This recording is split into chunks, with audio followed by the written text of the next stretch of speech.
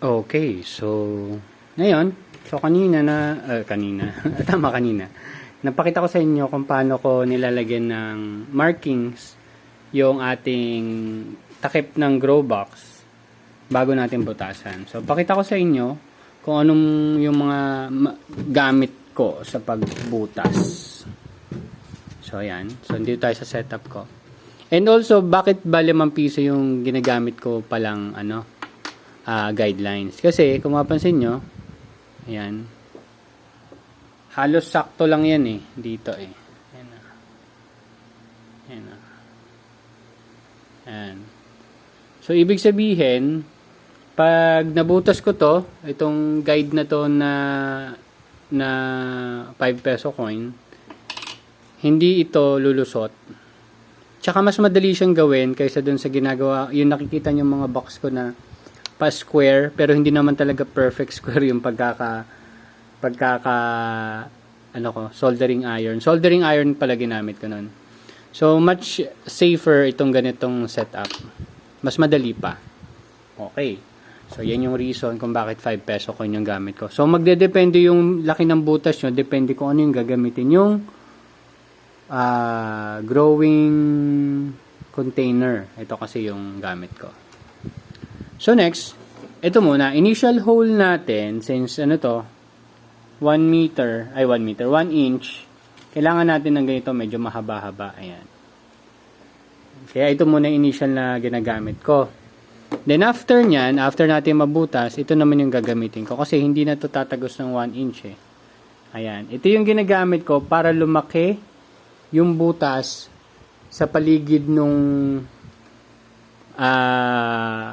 pinakabinutasan natin. At saka, para matanggal ko yung excess na styro para magkaroon ng space yung seedlings natin habang nag-grow. At kasi pag hindi natin nilakihan yung butas after natin gamitin ito, kung makikita nyo, ayan halos hindi naman lalapat yung tubig sa kanya. Dapat halos punong-puno na talaga yung tubig nyo. And usual ng tubig ko is inaabot hanggang mga dito. Abutan dito. Yan. Ganun kataas yung water level ko.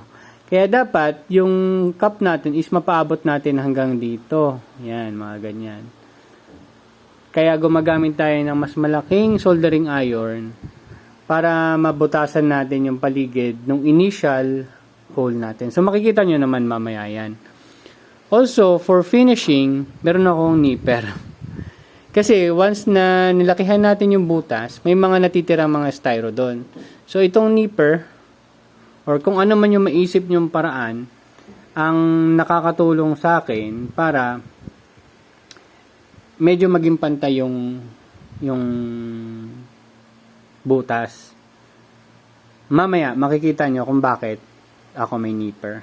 Hindi pa ako nakaisip ng paraan para mas mapadali yung proseso na yun Sa ngayon, tiyaga-tiyaga lang muna. Kaya medyo maasikaso yung paggawa ko ng styro box. So, i-set up ko lang muna kayo dito sa holder.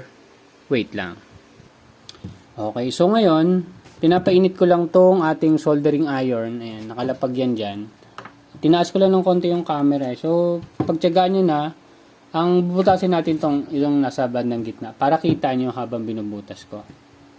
Then, after natin butasan, iinitin naman natin yung malaki nating soldering iron para doon sa pag-uka nung sa harap.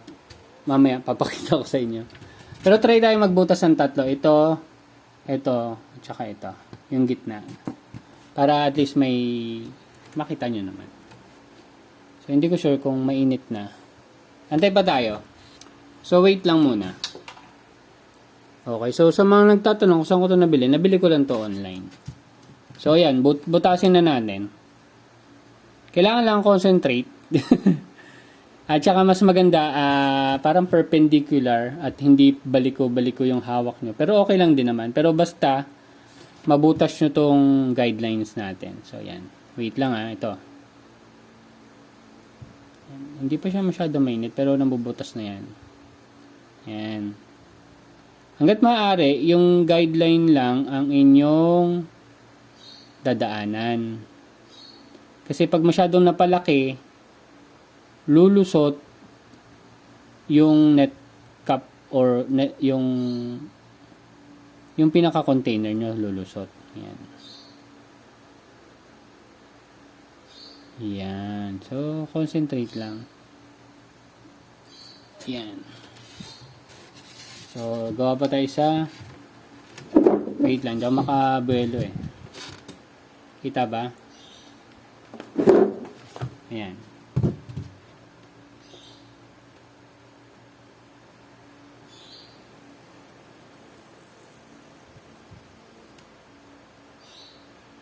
So, daan-daan lang. Kung medyo kinakabahan kayo, practice muna kayo.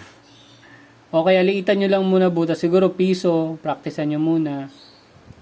Yan. Pero hindi naman to ganun kadali. Ay, kahirap. Medyo matagal lang. Kumpara dun sa ibang proseso ng paggawa ng butas. Yan. So, itong mga to, pwede nyo pa itong itago kasi baka katulad ng ibang gamit ko, 'di ba tinatago ko kasi minsan nagagamit ko pa eh. Pantakip or kung ano man. Pero pag madami na kayo niyan, dapat nyo na lang siguro. Pero mas maganda kung magagamit pa. Yan. So kung mapansin nyo, hindi ko masyado nilalagpasan yung itim hangga't maaari. Okay. So, ayan. Tanggalin natin para makita nyo. So, hopefully nakita nyo naman. Hindi ko siya nakatingin sa video eh. So, ayan. Ito yung harap. So, hindi naman siya, nakita nyo naman yung mga harap ng ako, hindi naman perfect. Kasi, tatanggalin din natin itong malaking portion na to. As in, medyo malaking portion talaga yung tatanggalin natin dyan. Tutunawin natin mga banda dito. Yan. Para may space yung ating seedlings.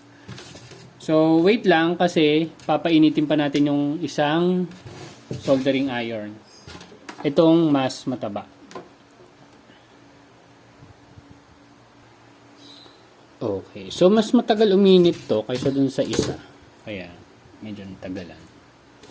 So, yan. Ang gagawin natin, mainit na ba? Hindi pa nga masyado mainit eh. Pero, ayan, papalibutan natin yan. Siguro mga ganito. Ayan. Hindi pa ito talaga yung paggawa niyan. Papakita ko lang mga gaano kalayo yung i-solder natin. Ayan, mga ganyan. Pero, depende yan kung gaano ka-steady yung kamay.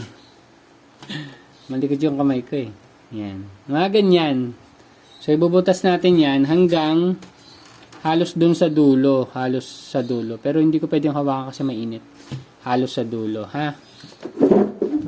So, concentrate lang ako habang ginagawa ko muna to. Yan.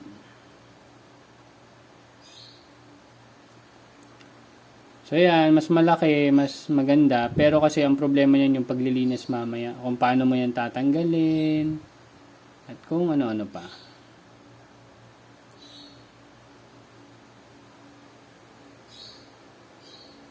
Kasi yan, pag medyo nagkamali ka dito, although hindi naman kasi ito tatagos hanggang dulo, maliban na lang kung itunusok mo ng sobrang sagad. Kasi wala pang 1 inch yung dulo nito. So yun, susukatin nyo rin. Tingnan nyo lang sa gilid kung gaano kahaba ba yung tip ng iyong soldering iron. Ayan. So, mga ganyan. So, tatanggalin ko pa yan mamaya. So, gawin muna natin itong tatlo bago ko pakita sa inyo yung hindi pala nakikita. No? Ayan. Ayan. Sana makita nyo, ha? Ayan. Kasi, mas maganda perpendicular dun sa board para medyo diretso man lang yung ano nyo. Yung pagkakatrace, kumbaga.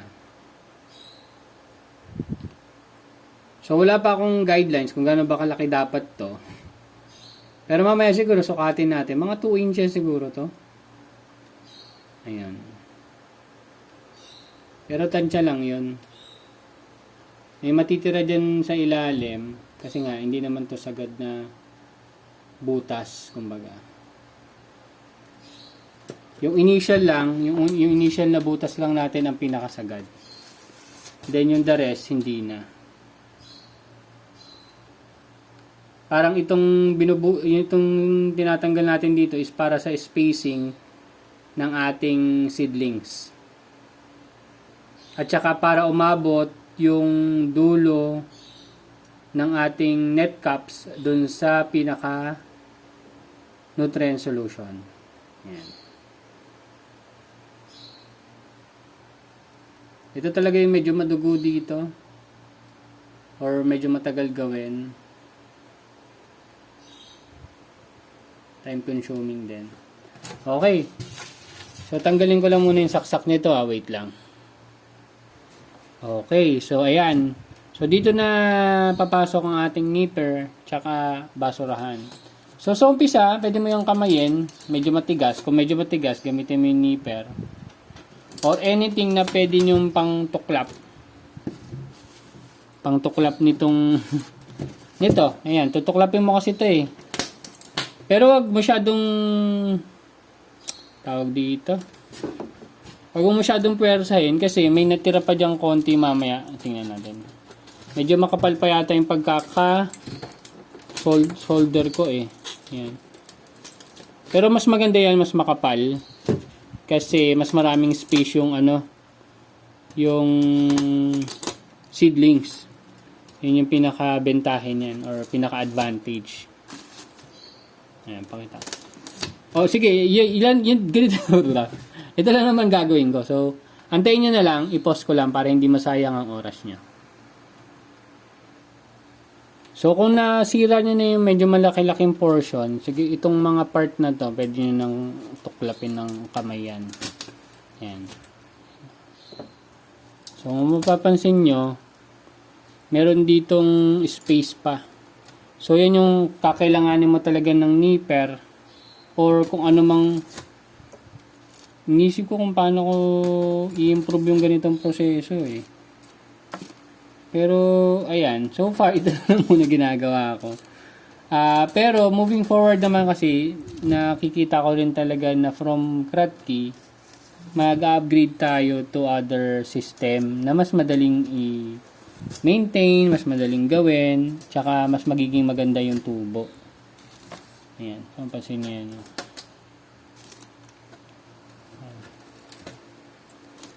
So, hanggang dyan lang yan. Ayan. Pansin niyo mamaya. So, hindi ko na i-post yung video para makita nyo talaga. Nadahan-dahang at iniisa-isa ko talaga siya. Medyo hindi talaga siya madali. Pero ito lang kasi naisip kong way para ma-achieve ko yung net caps yung gagamitin ko imbes na mga styro cups. Ayan. Pag hindi ko kasi ginawa to, hindi aabot yung dulo ng net cap ko sa baba. Yun din. Pero may iba pang process sigurong pwedeng gawin. Pero magdadagdag ka pa ng, ewan ko. Kasi mag-isip ka na lang siguro kung paano magagawin. Pero so ngayon, ito yung ginagawa ko. So tinatanggal ko yung mga excess na styro sa gilid. Ayan. So importante yan. Kasi pag hindi mo masyadong pinantay yan, kanya nilagay mo na yung net caps mo, hindi magiging, hindi papantay yung net caps mo pag ay hindi rin masyadong maayos yung pagkakatanggal mo ng mga excess na styro. Ayan. Pansin niyo yung kapal, oh. Siguro yung natitira na lang dyan mga 1/4 inch. Ayan, mga 1/4 inch yung matitira dyan sa ilalim. Tapos itong tinanggal nating portion para hindi naman masyadong maipit yung ating seedlings. Kasi dati, nung gumawa ko nito, na masyadong maliit naman yung ginawa kong ito, 'di ba? May butas na. Nilagyan ko na rin siya ng konting space dito. Kaso masyado pang maliit. Ang nangyari, pataas yung tubo ng lettuce kasi nga nasisikipan niya siya. Yun yung napansin ko. So, yan. Matrabaho talaga to. So, kung gusto nyo, pagtripan nyo rin. Ayan. Ayan, mapansin nyo. I-side view natin. Mamaya, sukatin ko ng, ng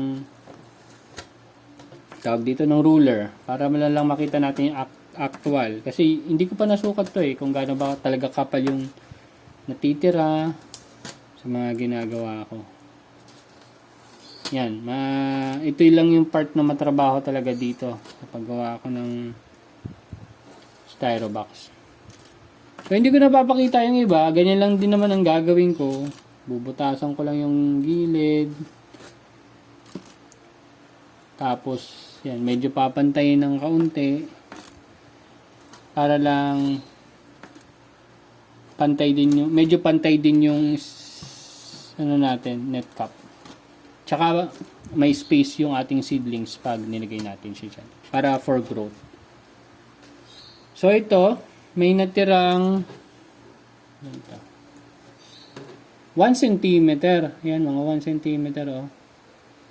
Hindi nyo makikita dyan pero ito sinukat ko. Nasa 1 cm yung natira. So less than half inch yan. So mga lagpas din naman ng yan, ng 1/4. Tama, lagpas ng 1/4. Pero less than ng less than 1/2 inch. Ayan. So, yun lang. So, ito, yung ganyan, tingnan nyo lang kung medyo pantay, tas dahan-dahan lang kayo sa pag-nipper. Pag-nipper naman, hindi naman yan ipipersa. Kayang-kaya naman yan ng nipper. Ayan. Sinubukan ko kasi dati yung kamayin. Ang mahirap kasi matatalim tong gilid ng ng styro pag ginamitan mo ng soldering iron. Medyo matalim tong gilid. Kaya baka magsugat-sugat yung daliri nyo. Kaya ayun, gumamit ako nipper. So yun lang. So hopefully may dagdag na ako sa inyong panibago. So kailangan ba itong asikasuhin? 3 pa lang to. Isa pa lang na ayos natin. Meron pa tayong 14 na hindi pa nabubutas at hindi pa nalalagyan ng ganito. At lilinisin pa. So, maasikaso talaga siya. Pagawa lang ng isang box. That's it. Thank you very much. See you next update. Bye-bye.